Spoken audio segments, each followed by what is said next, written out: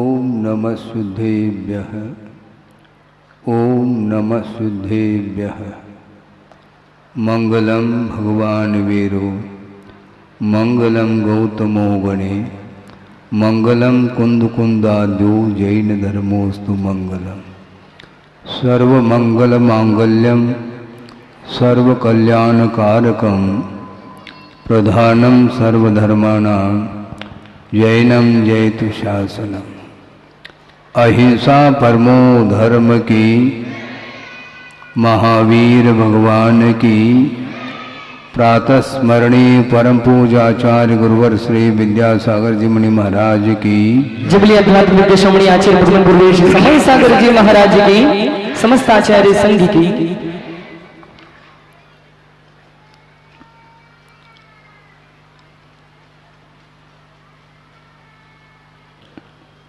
मोक्ष मार्ग के विषय में थोड़ा सा विचार आपके सामने रखें। सावन सुदी सप्तमी यह ऐसी घड़ी है, ऐसा पवित्र दिवस है जिस दिन पार्षद प्रभु को निर्वाण का लाभ हुआ है। मोक्ष को प्राप्त करने के लिए जो पुरुषार्थ किया जाता है उस विषय में बहुत कुछ आगम के माध्यम से वर्णन किया जा सकता है, किंतु वह पुरुषार्थ अवर्णनीय है ऐसा कहा है। क्योंकि शब्दों के माध्यम से वस्तु को समझना अलग बात है, समझ करके उसके अनुरूप अपने जीवन को जो ढाला जाता है वह अद्भुत विषय है। और मोक्ष पुरुषार्थ करने के लिए साधना दी जाती है और साधना करते हुए ये कभी भी प्रतीक्षा नहीं करनी चाहिए कि कब तक साधना करें, कब तक भगवान की स्तुति करें। गुरुदेव के सामने एक व्यक्ति ने कहा कि महाराज आप बार बार साधना की बात करते हैं, बहिरंग साधना की बात करते हैं, अंतरंग साधना की भी बात करते हैं, किंतु वह साधना उसकी क्या सीमा होगी? तो गुरुदेव ने ये कहा उसकी कोई सीमा नहीं है, और यदि है भी तो साध्य की उपलब्धि जब तक न हो तब तक साधना करते रहो, यही साधना की सीमा है। और एक भव नहीं, दो भव नहीं, कई भव लग सकते हैं, किंतु आस्था के साथ अपने को कदम बढ़ाना है। और प्रातः वेला में आस्था को लेकर के ही बात रखी थी। और 10 भव का वर्णन आप लोगों ने पढ़ा होगा पाश्चात्य चरित्र में। 1 ने, 2 ने, 3 ने, 10 भव तक एक ही व्यक्ति के द्वारा एक व्यक्ति के ऊपर उपसर्ग हो रहा है। आखिर उस व्यक्ति ने ऐसा कौन सा कृत्य किया होगा जिसके ऊपर उपसर्ग हो रहा है? 10 भव में तो उन्होंने ऐसा कोई भी किसी का अहित नहीं किया था, और धर्म मार्ग पर ही वह चल रहे थे। इसके उपरांत भी दूसरे के द्वारा व्यवधान उपस्थित होता गया और वह 10 भव तक एक तरफ का वैर चला। पार्श्वनाथ भगवान ने कमठ के प्रति कोई वैर भाव नहीं रखा था, इसके बावजूद भी कमठ ने उस पार्श्व प्रभु के ऊपर वैर रख करके अपने भव को बिगाड़ता रहा। अब अकेला हो गया, राजा निकल गए, अब स्वच्छंदता आ जाती है। मैं वह सोचता मैं स्वतंत्र रूप से इस राज्य को मैं चलाऊंगा। इस प्रकार उसके अंदर भाव जागृत हो जाते हैं और साथ साथ वह उसके अंदर दुर्भावना भी जागृत होती है। और दुर्भावना ये होती है कि मरुभूति उसकी जो श्रीमती है वह धर्मनिष्ठ है, किंतु यह कमठ जो है धर्मनिष्ठ था नहीं, और उसके अंदर इस प्रकार की वासना जागृत हो गई, जिसके कारण वो अपने छोटा भाई जो मरुभूति है उसके श्रीमती के साथ कुकृत्य करने का भाव आ जाता है। और भाव ही क्या, वह पूरा कार्य हो चुका है। किंतु लौट करके जब राजा आता है और मंत्री के साथ आ रहा है और उस राजा के लिए वह सारा समाचार अन्य व्यक्तियों के माध्यम से ज्ञात हो गया, समाचार सुन लिया और मरुभूति ने भी सुन लिया, तो उस समय राजा ने सोचा ये ठीक नहीं किया है। यदि दंड नहीं मिलेगा तो निश्चित रूप से राज्य में फिर इस प्रकार के कृत्य निरंतर होते रहेंगे। उसको रोकने के लिए दंड की बड़ी आवश्यकता है। इस प्रकार निर्णय लेकर के उस कमठ को सबके बीच में उसका अपमान करके और राज से निष्कासित कर दिया। और निष्कासित हुआ वह कमठ काफी दुखी था और दुखी मन से वह गया है और उसने जो कृत्य किया था, जो अपराध किया था, वह अक्षम्य अपराध था। इसके उपरांत भी मान खंडित हो गया, इसलिए उसने सोचा अब इस धर्म से कोई प्रयोजन नहीं है और वह जैन धर्म को छोड़ करके वह तापसी बना है। संक्षेप कर रहा हूं क्योंकि कुछ और भी विषय लेना है। तापसी बन करके वो एक शिलाखंड को, एक विशाल शिलाखंड को अपने बाहुओं के बल से उठा लिया और खड़े होकर के वह तप कर रहा है। और इस तप को आचार्यों ने बाल तप की संज्ञा दी है।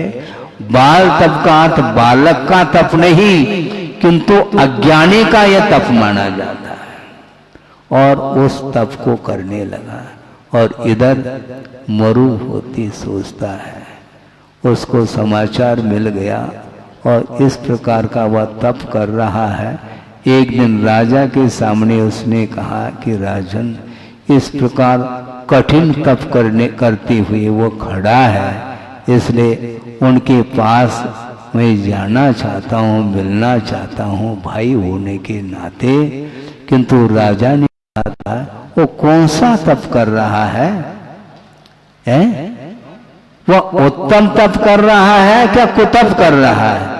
उत्तम तप तो नहीं कर रहा है राजन, फिर कौन सा कर रहा है? वह तापसी बना है और एक विशाल पाषाण का खंड लेकर के खड़ा है, इसलिए उस कष्ट को देखा नहीं जाता, इसलिए उसके सामने जा करके अपने कुछ भाव रखना चाहता हूं। तो राजा ने कहा, साफ मना कर दिया। किंतु भाई के प्रति स्नेह जागृत हो गया और स्नेह के वशभूत होकर के उसके पास पहुंचा है कि देखो तुम्हें जो दंड मिला है उसमें मेरा कोई भी अपराध नहीं, किंतु राजा को हमने मना किया था, इसके उपरांत भी उन्होंने आपके लिए यह दंड दिया है, इसलिए मुझे माफ करो, क्षमा करो। इस प्रकार उसके चरणों में जाकर के वह गिर जाता है। गिरते ही क्रोध से वह उद्दीप्त हुआ है, क्रोधाग्नि ऐसी प्रज्वलित हुई है कमट के भीतर। उसने सोचा ये राजा का कार्य नहीं, तुम्हारे द्वारा ही ये कार्य किया गया। इस प्रकार विचार करके क्रोध के वशभूत होकर के आवेश में आकर के उस विशाल पाषाण खंड को उस छोटे भाई के सिर पर उसको छोड़ देता है, तो वह भाई मरण को प्राप्त हो जाता है। ये सोचो ये किसका फल है? ये विषय के प्रति जो आसक्ति है उसका यह फल है, ये पाप का फल है। ये इस पाप के कारण कई व्यक्तियों ने मिल करके उसका भी जीवन समाप्त हो जाता है व्यक्तियों के माध्यम से, किंतु वह कमट कहाँ पहुंच गया? वह भी आर ध्यान के रोध ध्यान के कारण वह कुक्कुट सर्प बना हुआ है, कुक्कुट सर्प बना है और ये हाथी है। और उसी वन में इसी को बोलते हैं संयोग, और संयोग ही दुख के लिए कारण माना गया है। और वह हाथी है और वह मरुवती का जीव है, और उसकी जो पत्नी थी वह भी उसी वन में हथनी बन करके आई। संयोग इसी को बोलते हैं। और कालांतर में जाकर के जो राजा था वह वैराग्य को प्राप्त हुआ था, मुनि बन करके वहां पर पहुंचा है। फिर वहां पर पहुंचने के उपरांत उस हाथी के मन में कुछ ऐसे भवांतर का जो भी कर्म का उदय होगा, उसके कारण उस राजा के प्रति क्रोध उत्पन्न हो रहा है, उसको पछाड़ने का भाव भी उसके अंदर आ जाता है। किंतु ये ध्यान रखो, और उस राजा जिसने दीक्षा ली थी और उसको क्या बोलते हैं? हाँ, कौन सा चिन्ह होता है वो? हाँ, श्रीवत्स। उस चिन्ह को देख करके उसको संभव है पूर्व का जाति स्मरण हो करके वह पीछे हट जाता है, अरे ये तो राजा था। इस प्रकार पूर्व का दृश्य उसके सामने आ जाता है और वो सोचता था, देखो मैं मरुभूति के रूप में था और बड़े भाई कमट के द्वारा मेरा अवसान हुआ और हाथी के पर्याय में जन्म हुआ है। यह पाप का परिणाम है और आर ध्यान का फल भोगने के लिए इस पर्याय को प्राप्त किया है।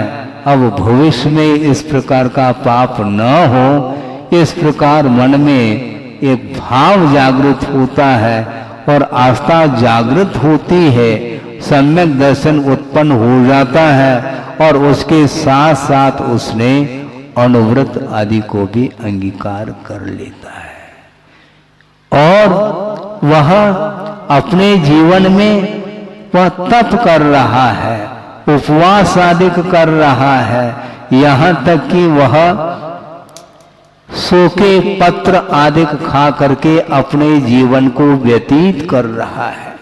काया क्षीण हो रही है उपवास आदि के कारण इसके उपरांत भी धर्म के प्रति जो आस्था उसकी रही, वह अपने आप में वह एक प्रकार से किन शब्दों में वर्णन किया जाए।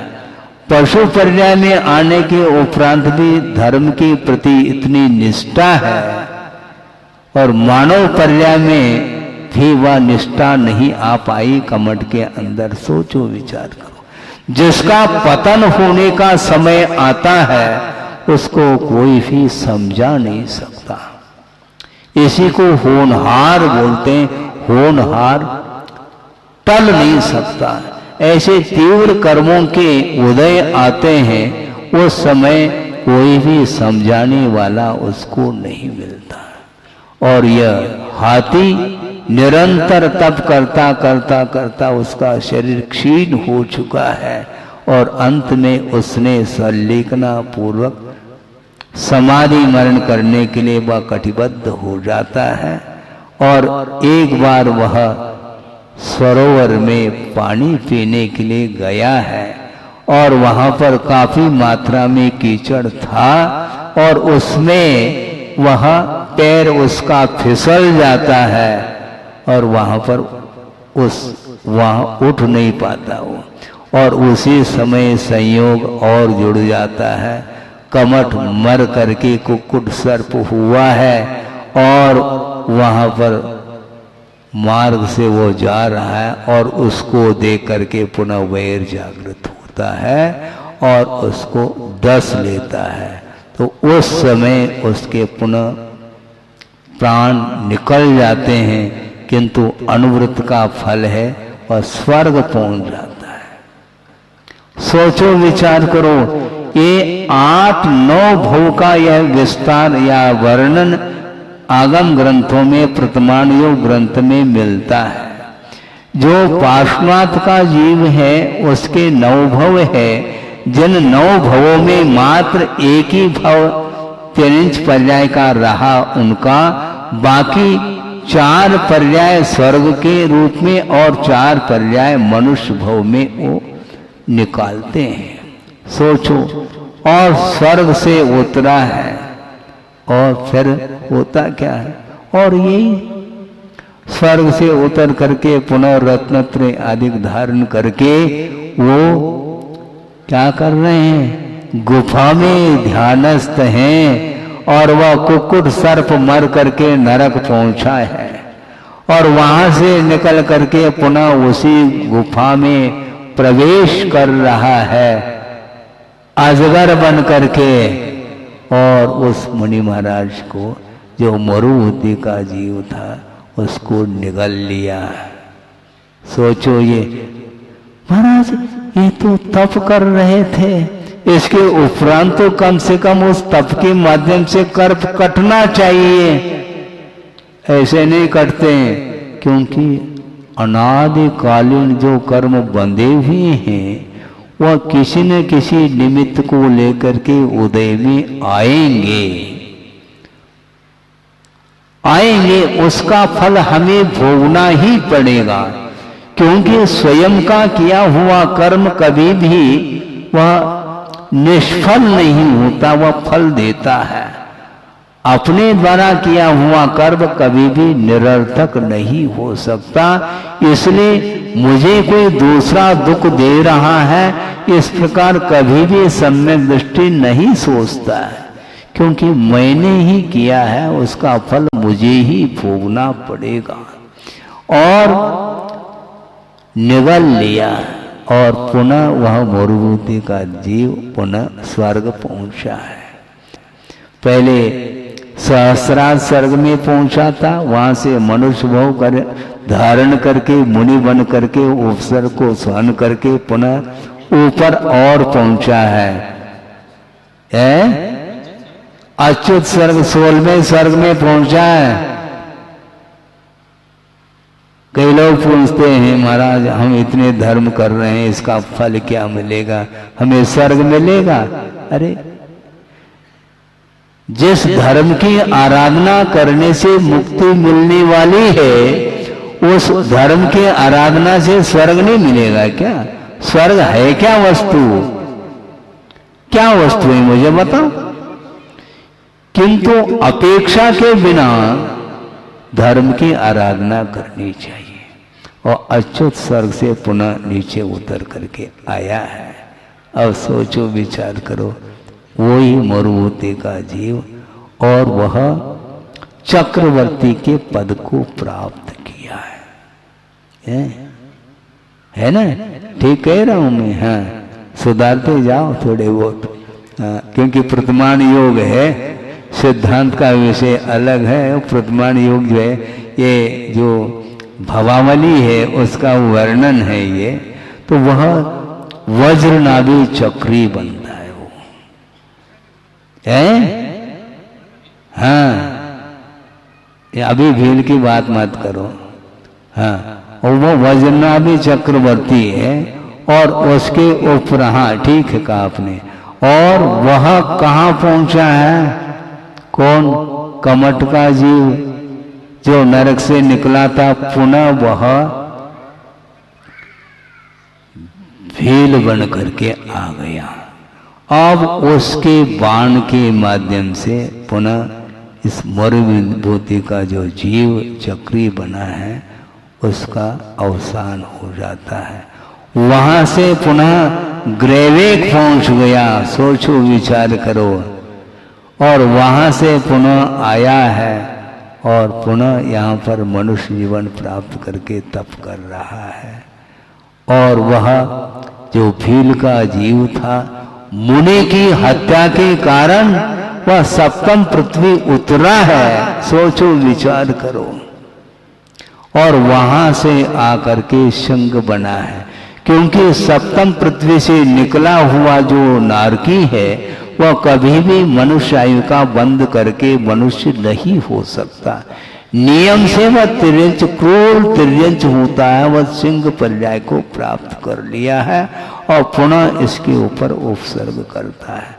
पुनः उस उपसर्ग को सहन करके वह स्वर्ग पहुंचा है। वहां से उतर करके पुनः मंडलेश्वर बन जाता है। फिर बाद में उसके उपरांत भी इस प्रकार की परिणति उसकी होती है। सोचो विचार करो, ये क्रम चल रहा है। और लास्ट में जाकर के मरुभूति का जीव पार्श तीर्थंकर प्रकृति का बंद करके और उस भव से मुक्त होने वाले हैं। अभी भी वह जो सिंह था, सप्तम पृथ्वी पहुंचा था, वहां से और अन्य भव धारण करके वह स्वर्ग पहुंचा है। स्वर्ग नहीं पहुंचा है, किंतु ज्योतिषी देव हुआ है। भवनत्रिक में देव दुर्गति जिसको बोलते हैं, भवनवासी व्यंतर और ज्योतिष के रूप में ये भवनत्रिक कहलाता है। तो वह ज्योतिष देव बना है। कौन? कमठ। और वह पार्श्वनाथ भगवान तप में लीन है। और वो क्या कर रहा है? वह ज्योतिष देव उपसर्ग, भयानक उपसर्ग कर रहा है। किसका है? पाषाण बरस रहा है। इसके उपरांत भी पार्श्व प्रभु न चाल योगथ, अपने योग से चलायमान नहीं हुए। निरंतर वो उपसर्ग करता रहा, किंतु उपसर्ग का कोई प्रभाव नहीं पड़ा। किंतु वो सारे फूलों की अपने पाषाण की जो वर्षा हो रही थी, वो ऐसा लग रहा था जैसे फूलों की वर्षा हो रही हो।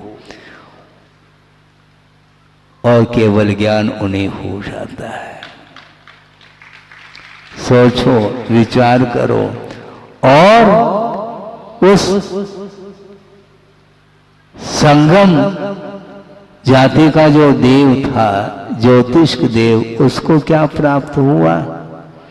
और पार्श्व प्रभु के समो शरण में उसको सम्यक्त की उत्पत्ति होती है। सोचो विचार करो। 10, 8, 9 भाव तक उसने निरंतर उपसर्ग किया, इसके बावजूद भी पार्श्व प्रभु के माध्यम से, उनके निमित्त से कमठ को क्या मिला? गिफ्ट में सम्यक दर्शन मिला है उनको, ये ध्यान रखो। कभी भी प्रतिशोध की भावना, बदले की भावना पार्श्व प्रभु में नहीं रही। बड़ी विचित्र दशा है ये। कितना भीतर कितने परिणाम उनके उज्जवल होंगे। लगातार उपसर्ग कर रहा है, इसके उपरांत भी उसके प्रति शत्रुता का भाव नहीं रहा पार्श्व प्रभु के अंदर। इसी को बोलते हैं समसत्व बंधु वग्गो समसो दुखो पसंस निंद समो समलोट कंचनो पुनः जीवित मरणे समो समनो।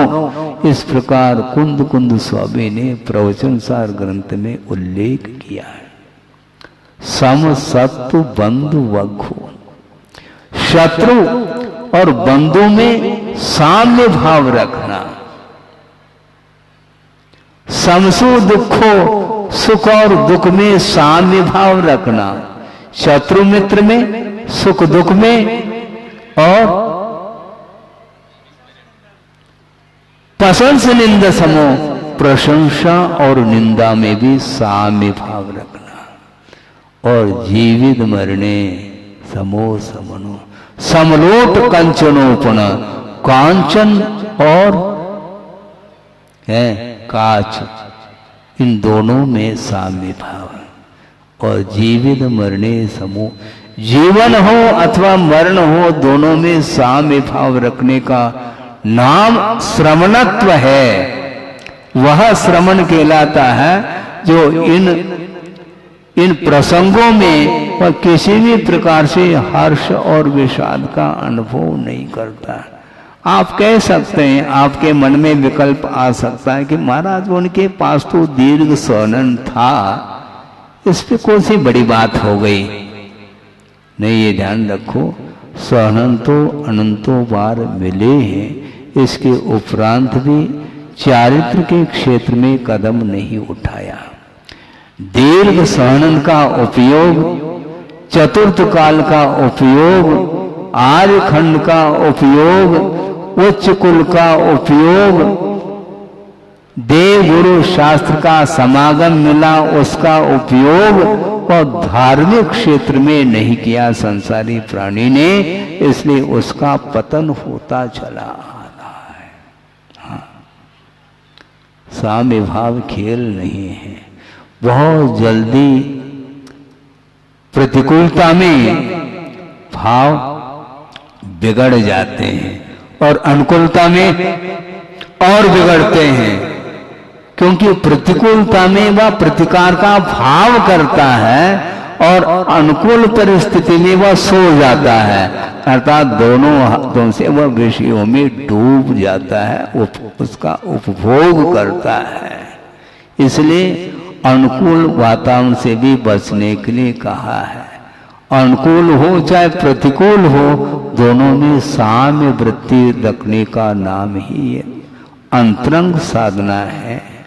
बहिरंग साधना तो फिर भी ठीक है, किंतु अंतरंग साधना करना बहुत कठिन हो जाता है। बहुत जल्दी कषाय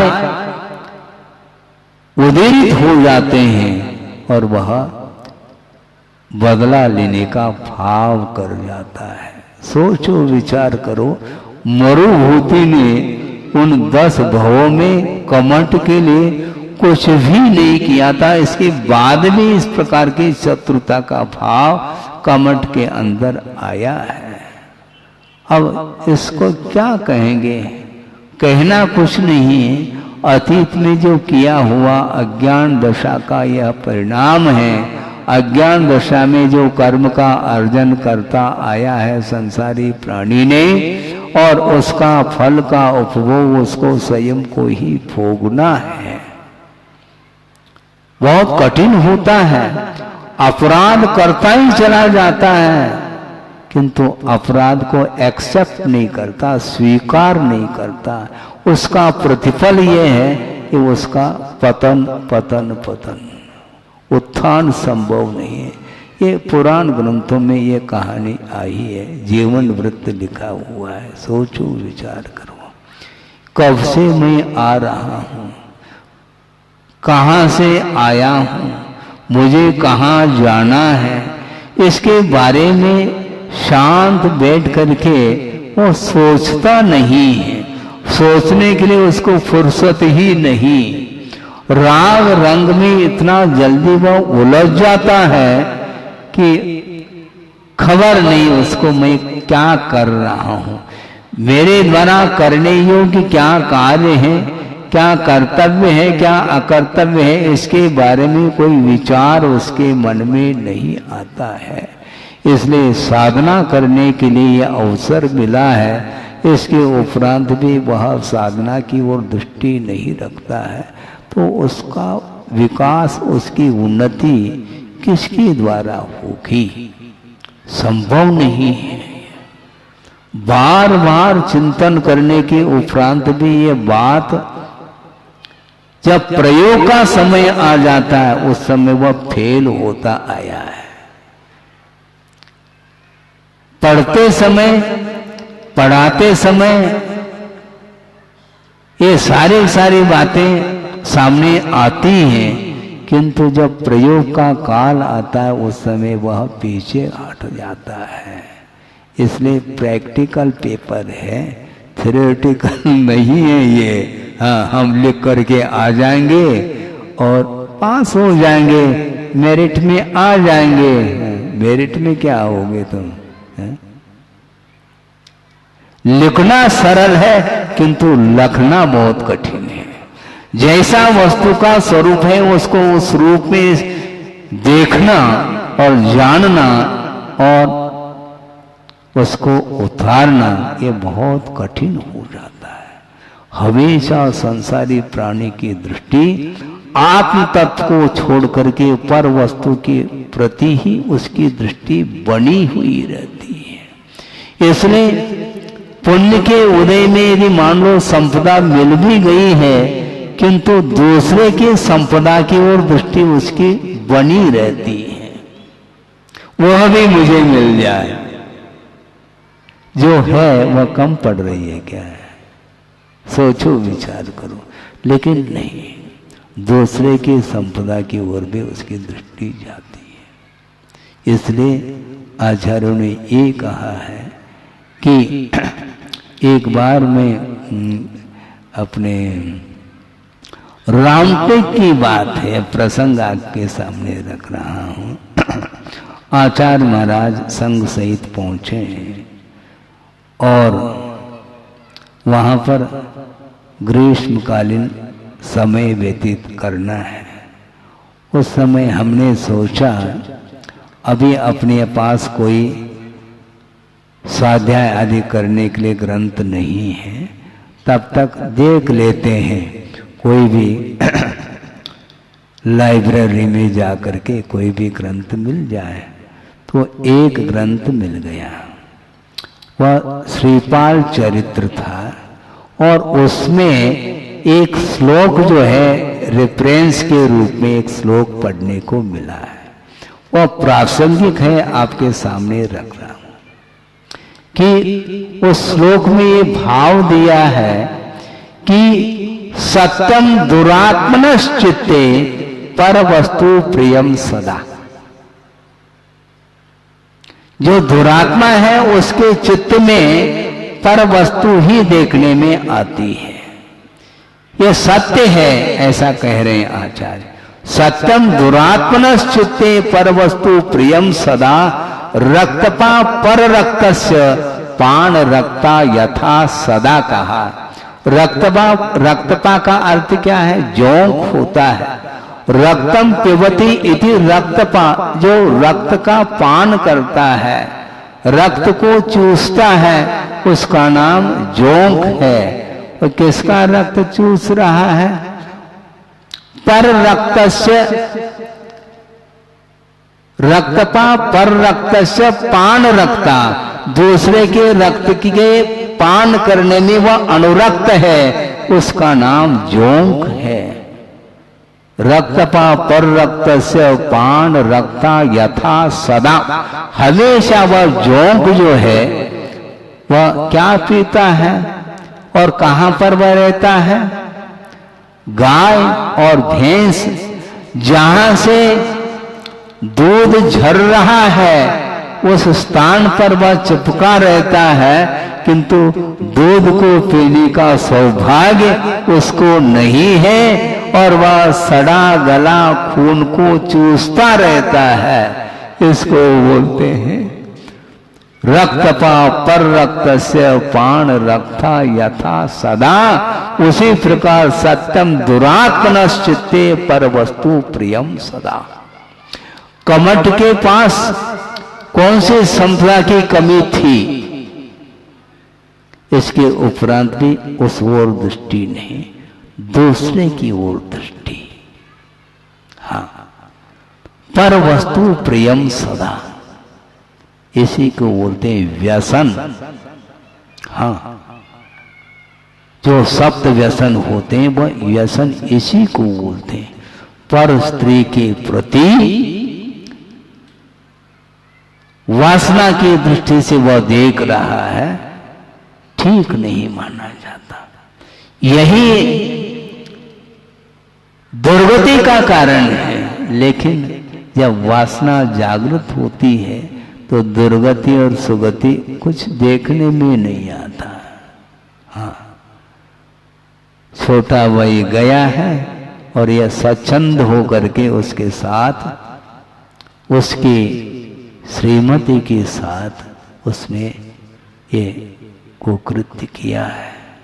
सोचो विचार को, इस प्रकार की बहुत सारी घटनाएं सुनने को मिलती हैं। हम ज्यादा नहीं कहना चाहते हैं, आपको भी ये ज्ञात होना चाहिए कि रावण के पास कितनी रानी थी, मुझे बताओ। महाराज कह रहे हैं 18,000। सोचो विचार करो,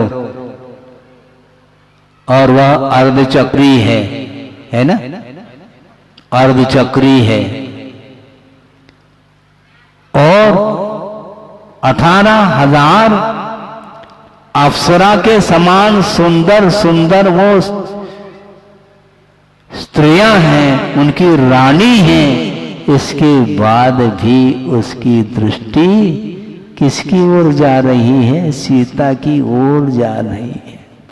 सोचो विचार करो, इसको बोलते हैं अतिरेक, वासना का अतिरेक बोलते हैं। ये ठीक नहीं है, इसलिए वह गर्त में पहुंचा है। हालांकि वह भी भविष्य में तीर्थंकर होगा, लेकिन भविष्य में होगा, अभी वर्तमान में उसकी क्या स्थिति है सोचो समझो। भविष्य में मोक्ष मार्ग के नेता बनेंगे, यह सत्य है। और वह सीता का जीव उसी तीर्थंकर के समोषण में गणधर पद को प्राप्त करेगी वह सीता। सोचो विचार करो। लेकिन वर्तमान में क्या स्थिति चल रही है, वर्तमान में क्या परिणमन हो रहा है जीव का, बड़ा विचित्र परिणमन है ये। और 18,000 स्त्री होने के उपरांत भी वह सीता को प्राप्त करने के लिए क्या कर रहा है? वो और कुछ नहीं कर रहा है, बहुरूपिणी विद्या सिद्ध कर रहा है। और बहुरूपिणी विद्या जो सिद्ध होती है पर बिना एकाग्र मन के सिद्ध नहीं हो सकती वो विद्या। और वह एकाग्र मन के साथ शांतिनाथ भगवान के जनालय में जाकर के स्फटिक मणि को हाथ में लेकर के शांतिनाथाय नमः, शांतिनाथाय नमः कर रहा है। और दूसरे को ऐसा लगता है देखने में ये बिल्कुल कितनी एकाग्रता है, मूर्ति के समान बैठा है यह रावण, किंतु मूर्ति के समान तो बैठा है, किंतु भीतर भाव तो देखो उसके। बाहर की वृत्ति, बाहर का आचरण बहुत अच्छा देखने में आता है, किंतु भीतर का जो परिणाम वह कितना निकृष्ट परिणाम होगा, आप सोचो विचार करो। और बहुरूपिणी विद्या सिद्ध करके क्या सिद्ध करना चाहता है वो? और कुछ नहीं सिद्ध करना चाहता, क्योंकि बहुरूपिणी विद्या यदि सिद्ध नहीं करूंगा तो राम के सामने मेरा बल काम नहीं करेगा। इसलिए इस विद्या के माध्यम से राम को मैं परास्त करूं और सीता का लाभ मुझे हो जाए, इस प्रकार निकृष्ट परिणाम लेकर के बैठा है। अब सोचो विचार करो, शांतिनाथ भगवान की आराधना कर रहा है ना, है? शांतिनाथ भगवान की आराधना कर रहा है, लेकिन उसका जो एम है, जो लक्ष्य है, वह ठीक नहीं है। कर्म क्षय के लिए यदि मान लो आराधना कर ले कोई, तो उसी भव से मुक्त हो जाए। उस शक्ति का प्रयोग यदि मोक्ष मार्ग में कर ले तो निश्चित रूप से केवल ज्ञान होने में देर नहीं लग सकता। लेकिन कैसे वो कर सकता है? कर्म आड़े आ रहे हैं। तो इस प्रकार वह बहुरूपिणी विद्या सिद्ध करने के लिए कटिबद्ध है। तो वह किसके लिए किया है? एक आदर्श को सामने रखा है। शांतिनाथ भगवान आदर्श हैं सबके लिए, विश्व के लिए। और उस शांतिनाथ भगवान का आलम्बन लेने के उपरांत भी उसका जो लक्ष्य है वह पवित्र नहीं है। इसलिए प्रयोजन भी आदर्श होना चाहिए और साधन भी आदर्श रूप होना चाहिए। तो इस प्रकार आप रावण की भी कथा पढ़ो, सबकी हाल यही है, सबका यही है, सबकी कथा एक सी चल रही है संसारी प्राणी की।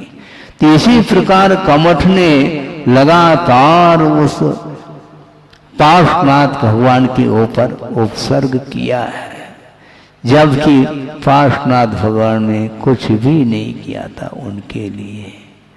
और आचार्य महाराज एक हाइकू दे रहे हैं, उन्होंने लिखा है, वह प्रासंगिक आपके सामने रखूं कि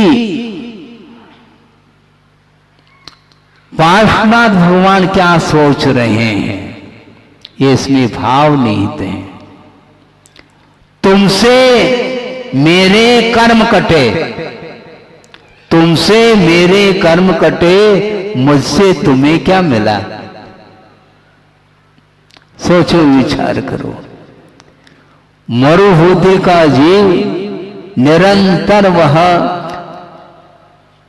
रत्नत्रय की आराधना करता हुआ बार बार स्वर्ग से मनुष्य, मनुष्य से स्वर्ग इस प्रकार प्राप्त करता रहा। और प्रत्येक मनुष्य भव में वो आ करके उसके ऊपर उपसर्ग, भयानक उपसर्ग किया। इसके उपरांत भी लास्ट में पार्श्व प्रभु सोच रहे हैं तुमसे मेरे कर्म कटे, क्योंकि उस ज्योतिष देव के माध्यम से ही पार्श्व प्रभु को केवल ज्ञान उत्पन्न हुआ, ये ध्यान रखो, क्योंकि निमित्त है। यदि उपसर्ग नहीं होता तो केवल ज्ञान कैसा होता? इसलिए तुम मेरे केवल ज्ञान के लिए उत्पन्न होने में तुम निमित्त हो, किंतु मुझसे तुम्हें क्या मिला? उपसर्ग के माध्यम से, तुम्हारे उपसर्ग के माध्यम से मेरे तो भव भव के कर्म कट गए, किंतु मेरी इस वीतराग मुद्रा के माध्यम से तुम्हें क्या मिला? बार बार उपसर्ग के माध्यम से तुम नरक पहुंच गए हो। तिरंज गति का, तिरंज गति में जाकर के अनंत दुख का अनुभव कर लिया तुमने, तो उसमें तुमने क्या प्राप्त कर लिया? इस प्रकार श्रमण हमेशा सोचते हैं मुझसे तुम्हें क्या मिला, जबकि इस वीतराग मुद्रा के माध्यम से तुम्हें बहुत कुछ मिलना चाहिए था, वो नहीं मिला, जबकि तुम्हारे माध्यम से मेरे तो कर्म कट गए। इस प्रकार हमेशा श्रवण दूसरे को कभी भी दोष नहीं देते, हमेशा साम्य भाव को, समता भाव में लीन होते हैं। साम्य भाव खेल नहीं है, ये बहुत कठिन है ये साम्य भाव, बल्कि कुंद कुंद देव जैसे महान आचार्य हुए उनका ये कहना है ये साम्य भाव श्रवण के लिए भी दुर्लभ है, ये ध्यान रखो, खेल नहीं है। बहुत जल्दी मन विचलित हो सकता है। हाँ, श्रवण बनने के उपरांत भी मन विचलित हो सकता है, इसमें कोई दो राय नहीं, किंतु साम्य भाव में जब लीन हो जाता है उस समय कोई भी व्यक्ति उसकी दृष्टि में शत्रु के रूप में नजर नहीं आते। चाहे आप स्तुति करो, अर्घावतारण असि प्रहारण में सदा समता धरण कहा है, छड़ालाकार ने कहा क्या नहीं, अर्घ उतारो क्या तलवार से प्रहार करो, इन दोनों में साम्य भाव रखने वाला श्रवण होता है, और उस साम्य भाव के माध्यम से ही केवल ज्ञान ज्योति प्रकट होती है। केवल ज्ञान प्राप्त करना चाहो तो पार्श्वनाथ की ओर दृष्टि रखो। वस्तुतः मनुष्य पर्याय ही एक ऐसी पर्याय है जिस पर्याय के माध्यम से जीवन का पतन भी होता है तो उत्थान भी होता है। कभी देव मर करके नारकी नहीं हो सकता, देव मर करके कभी नारकी नहीं हो सकता, नारकी मर करके उसी भव से नरक नहीं जा सकता, किंतु नरक जाने वाले कौन जाते हैं नरक? दो ही गति के जीव नरक गति को प्राप्त करते, एक तिर्यंच और एक मनुष्य, ये दो ही हैं। और उसमें भी कर्म सिद्धांत कह रहा है सप्तम पृथ्वी को जाने वाला मनुष्य में कौन हो सकता है? स्त्री नहीं हो सकती है, ध्यान रखो। स्त्री पर्याय में यदि उसको नरक पर्याय यदि मिलती है तो छठे पृथ्वी तक ही जा सकती है, और सप्तम पृथ्वी का जो फाटक है उसको खोलने वाला कौन है? तो वह पुरुष है। सोचो, विचार करो। लेकिन ये ध्यान रखो, महिला वर्ग ये सोच रहा होगा है कि पुरुष ही सप्तम पृथ्वी जाता है, लेकिन पुरुष ही मोक्ष प्राप्त कर सकता है, ये भी उतना ही सत्य है। ये पर्याय है, इस पर्याय में निकृष्टतम पाप करके सप्तम पृथ्वी तक जा सकता है, जाता है, किंतु वह उज्जवल परिणाम यदि कर ले तो उस परिणाम के माध्यम से मोक्ष का अधिकारी भी वही बनता है, मोक्ष का पात्र बनता है। इस पुरुष पर्याय से ध्यान रखो, किंतु अहंकार करोगे तो पतन होगा, ये ध्यान रखना। हाँ, अहंकार करेगा तो निश्चित रूप से पतन है, इसलिए अहंकार मत करो। जो पर्याय मिली है उस पर्याय का सदुपयोग करो, यदि सदुपयोग नहीं करेंगे तो दोबारा ये मनुष्य पर्याय का मिलना बहुत दुर्लभतम है, और उसमें भी पुरुष पर्याय मिलना और दुर्लभ है। लेकिन ये ध्यान रखो, पुरुष पर्याय मिल भी जाए किंतु निंदनीय कुल में यदि मान लो पैदा हुआ है तो उस पुरुष पर्याय से भी कोई प्रयोजन सिद्ध नहीं होता। हाँ, उस पर्याय में पुरुष पर्याय को प्राप्त करने के उपरांत भी हिंसा अहिंसा के बारे में कोई भी उसको ज्ञान नहीं है, तो वह उसमें लगा हुआ है। जो कसाई होता है वो क्या करता है? उसके पास ज्ञान है क्या? बुद्धि है, विवेक है? नहीं है उसके पास, किंतु वह पशुओं का वध करता है, मांस भक्षण करता है, पूरा जीवन भर यही आजीविका उसकी यही है, निरंतर वह व्यवसाय कर रहा है। इस प्रकार निम्न स्तर का कार्य करके वह जीवन यापन कर रहा है। अनंत जीवों की विराधना घात करके वह नरकादि दुर्गतियों में चला जाता है। किंतु ये ध्यान रखो, आप लोगों को भी यह मनुष्य पर्याय मिली है और उस पर्याय में आकर के सच्चे देव गुरु शास्त्र का समागम भी मिला है और बड़े बड़े गुरुदेव के आशीर्वाद के द्वारा, उनकी प्रेरणा से नव निर्माण जो जनालय बने हैं, विशाल जनालय, पाषाण निर्मित जनालय, हजारों हजारों साल के लिए जनबिंब की आराधना करने के लिए अवसर मिला है। इसलिए जिनेंद्र भगवान की उपासना साक्षात यदि नहीं कर सकते कोई बाधा नहीं, किंतु इस प्रकार के जनबिंब को स्थापित आप ही लोगों ने किया है। इसलिए हमारा यही कहना है, निरंतर जिनेंद्र भगवान की आराधना करते हुए इस जीवन को सार्थक बनाने का पुरुषार्थ करना चाहिए, जिसके माध्यम से पार्श्व प्रभु ने जिस प्रकार रत्नत्र की आराधना के माध्यम से शरीर से अतीत हो करके निर्वाण को प्राप्त कर लिया और अनंत काल तक शरीरातीत अनंत सुख का वो अनुभव करते रहें, उसी प्रकार का हमें भी अवसर प्राप्त हो। किंतु अवसर प्राप्त हो ऐसा कहने से काम नहीं चलना, किंतु उस प्रकार के अवसर को प्राप्त करने के लिए जो जीवन मिला है उसका निरंतर सदुपयोग करना चाहिए। आप संयत बनो अथवा न बनो, किंतु जो संयत बने हैं, श्रमण बने हैं, उनकी उपासना भी करोगे, निश्चित रूप से भविष्य में आपके जीवन में भी वह सामान्य पद प्राप्त हो सकता है। प्राप्त हो इस पवित्र भावना के साथ अहिंसा परमो धर्म की जय।